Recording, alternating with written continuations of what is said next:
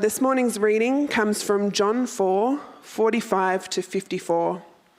When he arrived in Galilee, the Galileans welcomed him. They had seen all he had done in Jerusalem at the Passover festival, for they had also been there. Once more, he visited Cana in Galilee, where he had turned the water into wine. And there was a certain royal official whose son lay sick at Capernaum.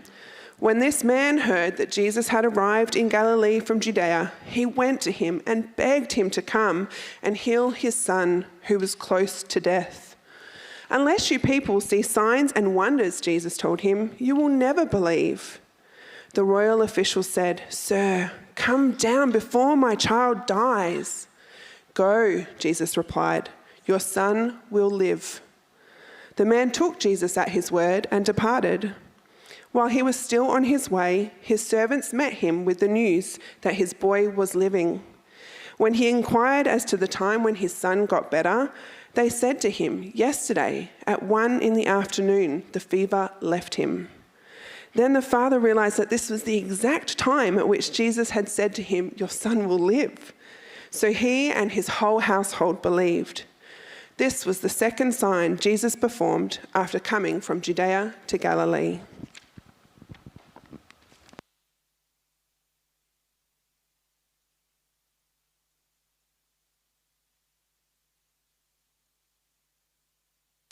Good morning, everyone. How are you all doing? It's that mid-holiday blues, isn't it? Like you're just, if your family does get to do school holidays, it just kind of gets to the middle week and you're either just like, oh, I could go for another 6 weeks. Or you could go, yes, I've had a week of holidays and I've got another week to go. But it always seems this middle week, it's always, how you going? Good. So how are you going? Great. Excellent, I'm glad to hear. Who likes magic tricks? Some people. Oh, well, I won't do one then. Does anyone want me to do a magic trick? All right, I need a volunteer who would like to come help me. Eli, you can come up. Come on, man. Give Eli a big clap as he comes up. Now, I learned this trick off YouTube because, that's the great place to learn stuff. And what I'm going to do I've got the two cards here already. What I'm going to do, Eli, come stand this side because I've got a chair here.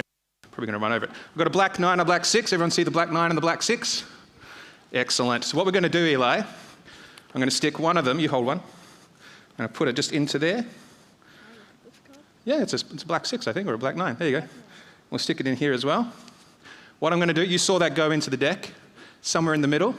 I'm going to using the power of officially Carey branded playing cards, because when you buy your most expensive deck of cards ever with custom backs, it makes it really powerful. I'm going to find those just by doing this. Black 9, black 6. Yes, you're supposed to be amazed by that. You weren't amazed, were you? It was pretty cool, though. Sure. Thanks, Eli. Everyone give Eli a clap. I love magic tricks. One of my favorite shows to watch on TV is those ones that get people up on stage to do tricks, and it's just so amazing to watch them, to see the illusion, what have they put into that to make that happen, just all the effort and the practice that's gone behind that. As you can tell, I did zero practice on that one. But, the showmanship that is better than mine and just the way people can engage you and pull you in. And I remember a couple of years ago, I was on holiday in Melbourne walking along those, I don't know what you call it, the streets along the side of the Yarra. And there were street performers up and down everywhere. And one of them we came across who was just really engaging and enigmatic. And he was doing all sorts of juggling and performing and calling people in. And at one point he shoved a sword down his throat and pointed to my wife Shelby and said, you pull it out. And she's like, no. But she did anyway, and it disgusted her. And it was the most weirdest thing she did on that holiday. Freaked herself out. But it was really amazing to watch this guy just capture the audience and see them just in the palm of his hand as he performed. And later on we're walking further down and I saw this guy, little less showy, but he was really engaging. He was just on the side with a little table, deck of cards, far more practiced than I am. And the only things I can remember of this guy, he did an amazing trick for the kids where he got them to pick a card, he lost it in the deck, and then it disappeared from the deck. He showed him the whole deck, and then it appeared under his beret. It was incredible to watch. I have ideas of how he did it, but just the way he did it and the showmanship and his smooth moves and no flashing, it was really, really good. I can't remember anything about that guy other than he did a good trick, he was large, he had a great smile, drew people in, had a beret. That's all I remember of him. And if he was gone for all night, I would have stayed there and watched. But when he was done, he went and sat on the side, crowd left, and that was it. No one engaged with him after that. And I wonder if those street performers ever feel like the only reason we look at them is because of their spectacle. And let's be honest, it is. And I wonder if that's how Jesus felt when he walked into Galilee that day in John 4. It started when he'd been in Cana a little bit before, and he'd done the miracle of turning the water into wine, his first miracle. And then his reputation just started growing from there. This is the guy that can do amazing stuff. He can do miracles. Word started spreading as he went through Jerusalem, doing signs and wonders there, healing people coming to know who Jesus is. But most people were only coming near him or actually hearing about him because of his amazing signs, wonders, and miracles. And you get the feeling Jesus was getting sick of that being the only reason people were following him. I mean, there were some people who were following him for who he was, but most people were just there for the spectacle. And I think he was getting a bit sick of it, because you see that in our passage that we read today when the royal official comes to him and says, "Would you come and help my son?" Because he comes in, you can see this royal official who's from Capernaum. He's got a son who's fallen ill. And he's like, "What can I do for my son?" The nearest medical people can't do anything for him. I've heard about this guy named Jesus who's doing miracles. I've heard he can heal people. I'm going to go find him and go see what he can do. And he takes the day-long trek for his son to go from Capernaum up to Galilee. And he comes and finds Jesus and says, "Jesus, come and heal my son." And Jesus, he doesn't respond the way that the guy expects, right? He doesn't respond in the way that the guy was hoping. He was hoping that Jesus would say, Sure, where is he? I'm going to come help him. Let's go. Take the day trip back down to Capernaum. Let me come into your house. Boom, you're healed. Or however Jesus does it. And I like to pretend sometimes he goes boom. And you know, that would be so much more fun. But however Jesus would have done it, would have been incredible. But Jesus didn't do it that way. He actually turns around and he rebukes him. Not only him, but the Galileans all around him, and perhaps us as well. And he says, "Unless you people see signs and wonders, you're not going to believe." And that's my inflection, the sarcasm there. But you can sort of hear it in the text, can't you? If people are only coming around near Jesus because of what he's been able to do as a miracle worker, if that's his reputation, surely Jesus is going to have enough of that.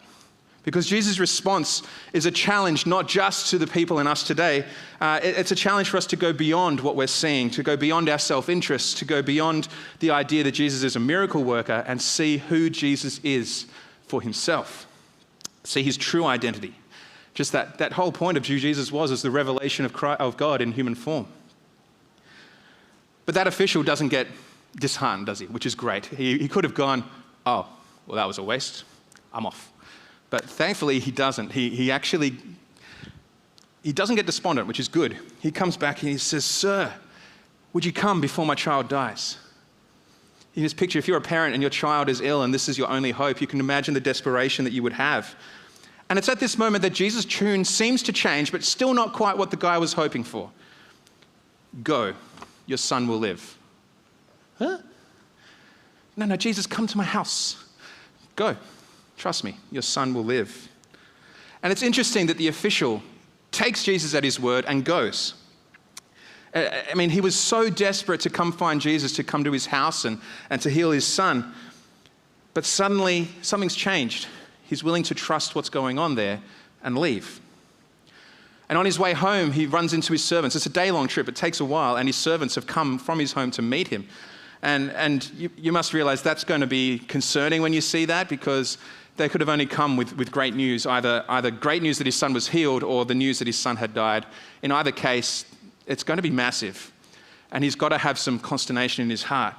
But his servants, thankfully, have good news. Your son is healed. Your son is well. Maybe they came to say, "Oh, don't worry, you don't need to chase Jesus. It's all good now." Or maybe they came to say, "We can't believe it's happened." I'm not sure. But when they compare notes and they work out the timing of when the son was healed, the man goes, "That's the same time that Jesus told me to go home because my son will be fine." And he realizes that could only have been Jesus. And that's the moment that his faith was solidified in Jesus. The news that his son was healed right at the moment that Jesus spoke, that clinched it for him. It was more than just, "I hope." It was now, I know that this was God. And it's such a big moment for him that not only he comes to know and believe in Jesus, but his whole family.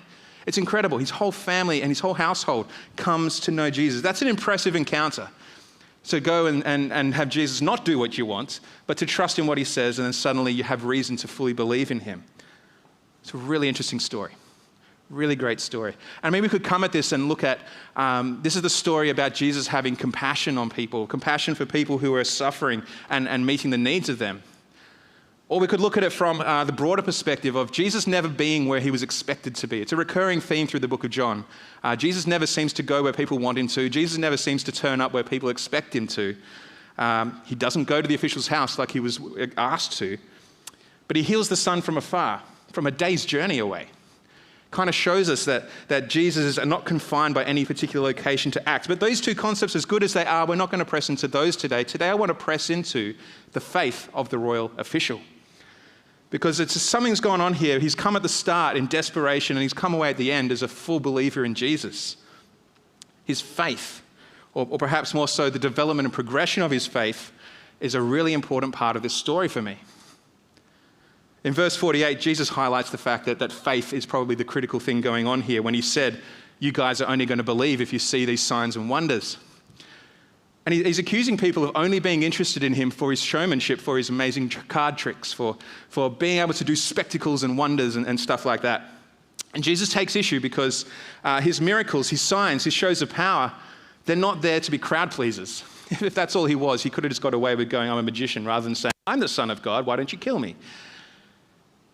The signs and wonders were actually there to be the revelation of God, to show people his power, not for entertainment purposes, but rather, this is who God is. This is the power he has. These are the things he cares about. Revelation so that people would come to understand who God is, so they would believe. But this crowd, these Galileans, they seem to not be interested in that at all. They're more interested in the spectacular, in seeing what will Jesus do next. I mean, he turned water into wine. Let's invite him to our party. That'll be fantastic. We'll make it cheaper. If you keep reading through John, something that I've been learning recently is if you read further, you actually find more fun things that relate back to the first story you read. And in John 6, you find the feeding of the 5,000. And a very similar thing happens here. In the feeding of the 5,000, I won't go through the whole story, but in the end, Jesus takes like a couple of loaves and fish and ends up feeding 5,000 men and plus women and children. It's an incredible miracle. But many people started following Jesus around after that, not because they've gone, oh my goodness, God's amazing. They've gone, free bread, miraculous supply of bread. This guy can give us food. This is going to be great. But they didn't see the person behind the miracle. And you read a little bit after that miracle happened, Jesus complaining, going, this crowd is following us for the wrong reasons. They're not here to find out who provided the food. They're not here to find out why I did it. They're not here to find out what it means about God. They're just here for free, miraculous bread. And that's what Jesus is complaining about here too, when he says, unless you see these signs and wonders, you're never going to believe. That faith that is based only on the spectacular, the shows of power alone, it's never going to last. It's never going to be a faith that has a solid foundation, that has substance. Because as soon as the entertainer, the miracle worker, the spectacle is past, what is the solid thing you're going to build your foundation on? Signs of wonders, shows of God's power and glory, they're there to help us grow our faith, not to put a foundation for our faith, so as I'm trying to say. I mean, if we're only going to use the signs and wonders to build our faith on, it doesn't capture the person of Jesus, capture the heart of God.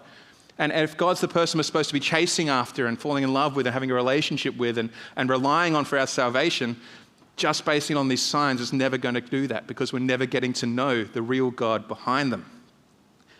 And that was the risk here for the royal official who was coming to ask Jesus to heal his son. I mean, Jesus could have gone to his house in Capernaum and healed the boy. And the official would have been elated that the miracle was performed, but his trust in Jesus may have just stopped right there. Jesus would have gone on his way. They might have remembered like in 5 years' time, hey, remember that time you were really sick and almost dead and that miracle worker came by and healed you? Yeah, what was his name? I've forgotten. Imagine if that's all the legacy in that guy's life that Jesus was to him. Just a guy who came and healed his son and never learned his name. But instead, through what happened, what we see recorded here in John 4 is that Jesus challenged the official. He caused him to come face to face with the person who was behind the power he was seeking. And as a result, he developed a faith that probably lasted. Now, don't get me wrong, miraculous signs and wonders are not bad. They are amazing. They are incredible signs of God. They have their place.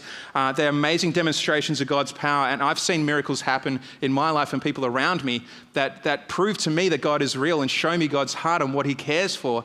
And it's really been a part of building blocks in my faith, so to speak. But when they're the only thing, if they were the only thing I ever built my faith on, If I hadn't seen a miracle for a while, I'd be starting to go, oh, what happened to God? Is he kind of off in the distance now? Oh, I don't know. I'm not sure what would happen if that was all my faith was based on. But when they're the only thing in focus, and when they're the only thing I'm after instead of the person of Jesus, the person of God, that's where I'm going to run into issues. Because Jesus wants us to believe not just in his power, but in him himself. The person of Jesus is the one that's most important. If we're chasing the miracle alone, but once we have the miracle, are we even going to care about the person of Jesus afterwards? I think Jesus is challenging the guy here. Yeah, I have power. Yeah, I have the ability to do miracles. But why don't you actually trust in me first? And that's what happened here. The official sought a miracle. Jesus put himself between his request and the miracle happening. And he forced the official to consider who Jesus the person was. Jesus put a challenge in front of him and said, you need to trust me at my word. And you know what? Instead of bringing the power to his home, he said, trust me, I'm going to do it from here. And the guy would have had to suddenly take a leap of faith there. Pardon the pun. But his faith would have had to suddenly grow from this desperation to trusting Jesus, because he's come here going, Jesus, come to my house. And Jesus says, no, look at me. See who I am. And thankfully the royal official does. He goes, this guy seems to be the real deal. He's promised me my son will be well. I'm going to have to trust him. And he goes. Now, I keep saying this is a story about faith. I keep saying we need to put faith in things. But I often find it hard to define succinctly what is faith. I mean, is it trust in something? Is it confidence in something? Is it a hope that we can fully rely on? These things are all part of faith, but it's something a little bit more that I can't quite describe. And so when I thought about faith, I thought of the analogy of a chair. And it's not perfect, but hopefully it will help you see what's going on for me in my head, because my head does some weird things sometimes. You can come into my office with me in Georgia and you can just see the craziness that pops out. But I've decided faith is like a chair like faith.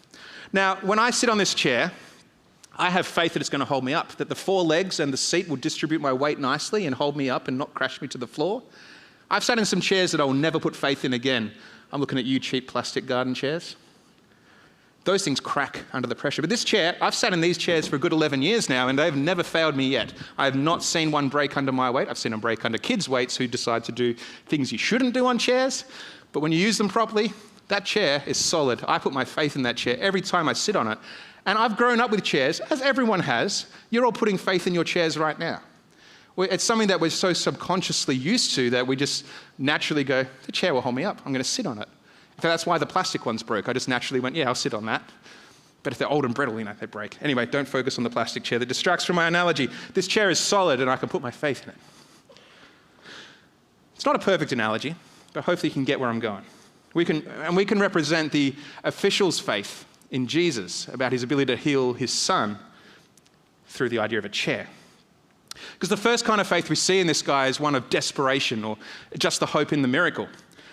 He saw something that he needed. He saw a means to an end. And he went, you know what? I've heard that this guy can do miracles.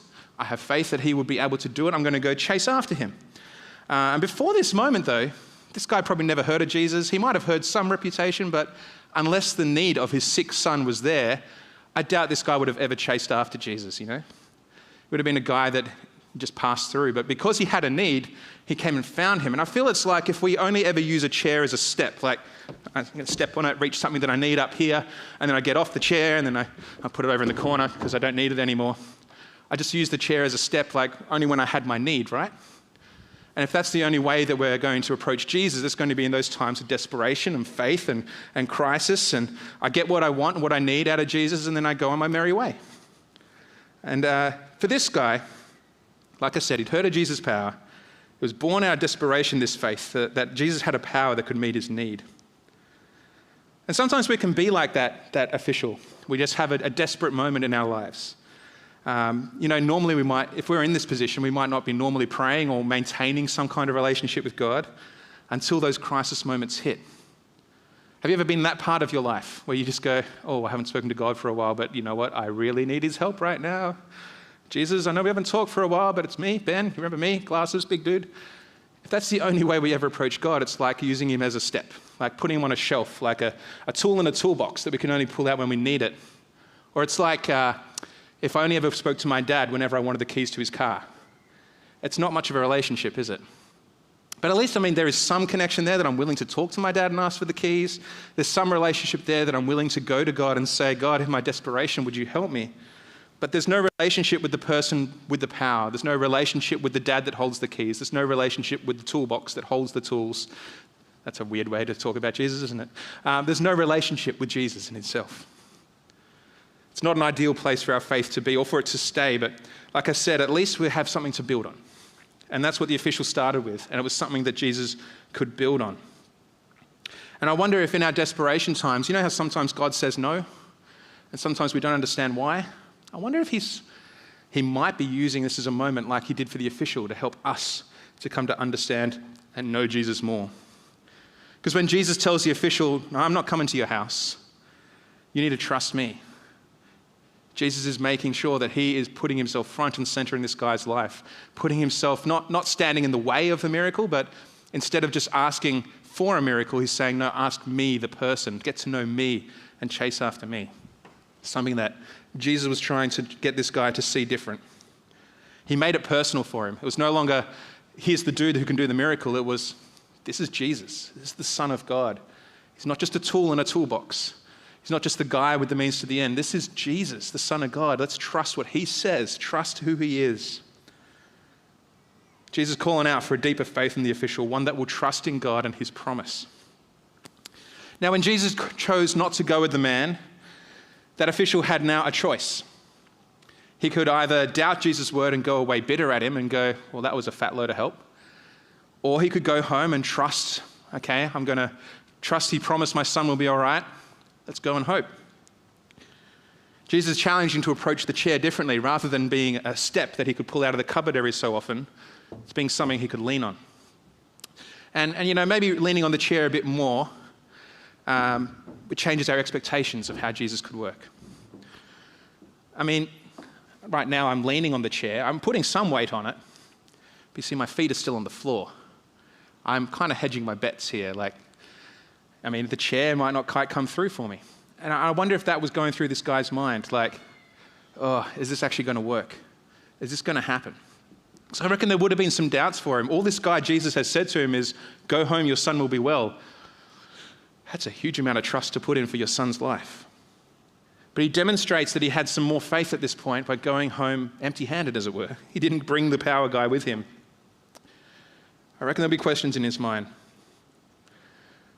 But the official was willing to go home based on Jesus' word, hoping that his trust in Jesus was not going to be in vain, but it wasn't quite cemented. It's like I said, leaning on the chair. My feet still being there kind of shows that I'm not ready to fully trust that the chair's going to hold me up. If I stand with my feet on the ground, it still gives me some purchase, like if the chair moved away, I can easily still stand on my own. Which brings us to the crux point, where the servants meet him halfway home. And John says this was the moment that he actually believed, because when he discovered that his son was healed, at the exact moment Jesus said, go home, your son will be fine, that was the moment his faith was cemented, that he's moved from just being a desperation kind of faith, moved from just going, I'm going to trust what Jesus says, to this guy Jesus is the real deal, I'm going to trust him. This guy, I'm going to follow him. And it's such an instantaneous, miraculous healing that it could not have been anything else. It couldn't have been a coincidence. The servants say he got better at this moment. It couldn't have been anything but Jesus. It just cemented it in this guy's mind. Whatever was going on, the puzzle pieces fell into place. This guy in his mind suddenly realized Jesus is the real deal. He knew beyond a shadow of a doubt it couldn't have been anything but Jesus who healed his son. And now he's willing to put his full faith in Jesus. So much so that the whole household believed. It's a deeper level of faith that he had before, from not being willing to do anything but just use the chair as a tool, to just leaning, to now fully reclining in the chair, feet off the ground. I'm in this for the whole hog. I'm in this with no holds barred. You know what? I'm going to rely on Jesus, and if he fails, it's stuffed. But you know what? Jesus won't fail, which is incredible. That's a promise we can rely on, that Jesus won't fail. My experience is I've never seen Jesus fail. I'm willing to sit on the chair of Jesus with my legs in the air. Sorry, Jesus, I'm calling you a chair, but I think you all get the idea. It's a pretty cool thing. I wonder what form your faith looks like today. What kind of way do you treat Jesus? Do you treat him as something that you can use whenever you need him? Jesus just is on the back burner of your life. Don't talk to him that much unless I need something. I wonder if it's I trust Jesus, but I'm not quite there yet. I'm not willing to put all my eggs in that basket, so to speak. Or I wonder if it's fully reclining in the chair. If you're someone who only just uses the tool in the toolbox or just comes to Jesus when you need it, I'm glad you have enough trust that Jesus will meet your needs. But let me implore you, to go deeper. Try facing who Jesus the person is. Engage him not just in your need times, but in the everyday part of your lives. Push into a relationship. Find something that's more meaningful than just the child who only speaks to the parents when they want the keys to the car. If my child ever does that to me, I'm going to be really sad because I enjoy having a relationship with him. Just encourage you to cultivate a relationship. You're growing closer to God. Or maybe if you're in that space where you are familiar with God, familiar with Jesus, you know him a bit more, you trust him more than just the sporadic times, but maybe you're not quite ready to take your own hands off the steering wheel, so to speak. You're not quite ready to let Jesus take control. I'm making backup plans in case the Jesus plan doesn't come through. Or I'm keeping my options open when it comes to faith. I just got to make sure this is the right thing. But I'm not quite ready to let Jesus be the one that dictates what's going on. If that's the place you're in, I encourage you to take the step of faith and see what Jesus has for you. If that's something that's resonating for you, I think the challenge today is to consider what would it look like for you to take your feet off the ground, to fully rest in who Jesus is, to go all in, let him take the lead, trust him fully, knowing who he is and believing in what he is, the Son of God. My experience tells me that when I do lift my feet up and trust Jesus, he doesn't collapse like a cheap plastic garden chair. He's solid. He's well built. God is faithful to us. He is trustworthy. He's solid. He's able. He has the capability to do more than we could ever hope for or imagine. He can meet so many of our needs and more. But more than that, he's a great friend. He's a great father. He's a great creator and redeemer and savior. I find that with the relationship I have with Jesus when I'm all in lifting my feet off the ground is so much deeper and personal and intimate than when I'm just leaning on him. And I go back and forth sometimes. Sometimes I stand up and go, I got this one, Jesus. It's all good. And then Jesus reminds me, no. I've got a better plan. Come and sit on the chair. How much are we willing to trust him and let him take control? The problem with the official's request when he came to ask Jesus to heal his son wasn't in wanting Jesus to do a miracle. The problem was that he initially only saw Jesus as the means to him getting a miracle, a means to an end. He did not see and trust Jesus for who he was. And while his concern was there for his son to be healed, his focus was on Jesus just being an access to a power that he could see his problem solved. But Jesus wanted him to acknowledge and embrace the person behind the power. Jesus wanted him to see, yes, I could heal your son, but what's that going to get you beyond a son that's living? You could have access to the living God. And when that guy did trust Jesus, he not only saw the miracle of his son healed, but he saw something more meaningful. He discovered Jesus and he believed and decided to trust in him. Perhaps if things had gone the way he'd originally pictured them, Jesus coming to his house, healing him, leaving, maybe we wouldn't have heard so much about this man. Maybe he wouldn't have made it into the book of John. But his interaction with Jesus and the belief in God that came out of this situation let us see that he progressed from using the chair as a step to leaning on it. I think it's going to work, to fully going, I've got no option but to sit in this chair now. In challenging that guy and asking for his trust, Jesus cultivated a faith that was in something more than just power to meet a need. So for us, I encourage you, don't settle for just treating Jesus like a step. Don't settle for just leaning on it and hedging your bets. Rest fully in the person of Jesus. Lift up your feet and see what happens. Let's pray together. King Jesus, we thank you so much for your word, the stories that are in it, that teach us about you and how people have responded to you. God, this encounter of the royal official coming to know who you are shows us that our faith can progress from almost nothing to something that totally believes in you in the space of a day. God, I pray that you would help us to grow our faith like that. You would help us to grow if we're in a space of no faith or a space of desperation. You would teach us what it means to trust you. Show us who you are. Or God, that you would push us into a place where we're willing to fully trust in you, to take our feet off the ground. God, if we're flip-flopping, like I've said that I do sometimes, would you help us to learn how to sit in the chair more often than not, to follow you, to let you do what you need to do, to let us come along for the ride, because God, that ride is incredible. Jesus, thank you that you are with us, that your Holy Spirit is here beside us, in us, helping us, guiding us, giving us power to move through this life for you. God, help us to trust you and follow you. Help us to listen to what you are saying to us through your Spirit. In Jesus' name I pray. Amen.